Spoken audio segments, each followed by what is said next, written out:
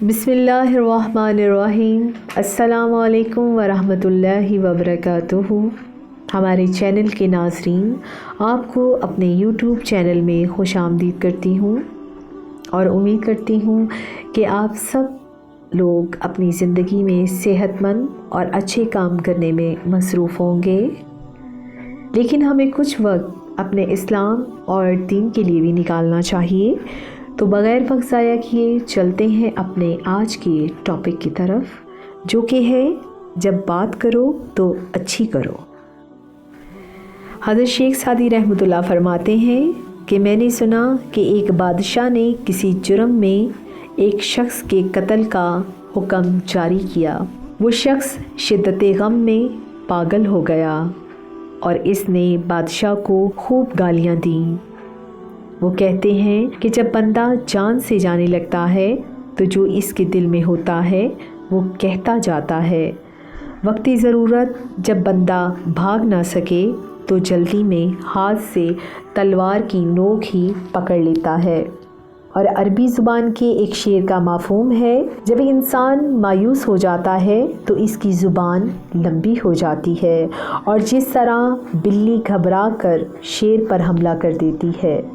بادشاہ اس شخص کی بولی سمجھ نہ سکتا تھا، اس لیے وہ نہ جان سکا کہ یہ شخص اس کے متعلق کیا کہہ رہا ہے۔ بادشاہ نے اپنے درباریوں سے پوچھا کہ یہ شخص مجھے کیا کہتا ہے۔ بادشاہ کے ایک نیک دل وزیر نے بادشاہ سے کہا کہ یہ کہتا ہے کہ وہ لوگ بہت اچھے ہوتے ہیں جو غصہ کو پی جاتے ہیں اور لوگوں کو معاف کر دیا کرتے ہیں۔ بادشاہ سلامت نے جب یہ سنا تو اس کا دل نرم پڑ گیا اور اس نے اس شخص پر ترس کھاتے ہوئے اسے معاف کر دیا۔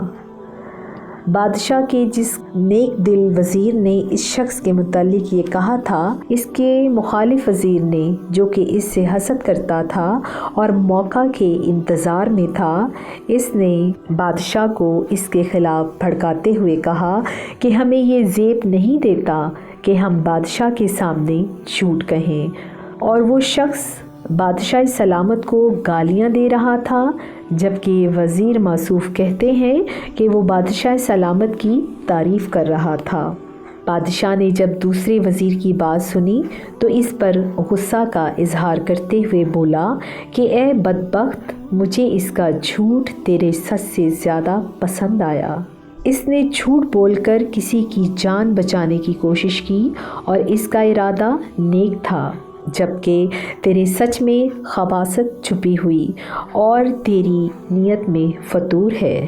داناؤں کا قول ہے کہ وہ جھوٹ جو اپنے دامن میں خیر کا پہلو رکھتا ہو اس سچ سے اچھا ہے جس کی بدولت فتنہ شروع ہونے کا اندیشہ ہو۔ بادشاہ سلامت نے جس شخص کے مشوروں پر عمل کرنا ہو اس پر افسوس ہوتا کہ وہ اچھی بات کے سوا کوئی بات منہ سے نہ نکالے، اور اچھی بات کے سوا کوئی بات منہ سے نہیں نکالنی چاہیے۔ فریدوں ایران کا بادشاہ جس نے ضحاک کو شکست دے کر ایران، توران، روم اور شام پر قبضہ کیا تھا، لوگوں پر نہایت عدل کے ساتھ حکومت کرتا تھا۔ اس کے محل کی محراب پر ایک شعر لکھا تھا جس کا مفہوم یہ تھا، اے بھائی، دنیا کسی کے پاس ہمیشہ نہیں رہتی، لہٰذا اس بے وفا دنیا سے دل نہ لگاؤ اور دنیا کو بنانے والے اللہ سے دل لگاؤ۔ دنیا کی حکومت بھروسہ کے قابل نہیں، کیونکہ اس نے کئی تجھ سے پیدا کیے اور پھر مار دیے۔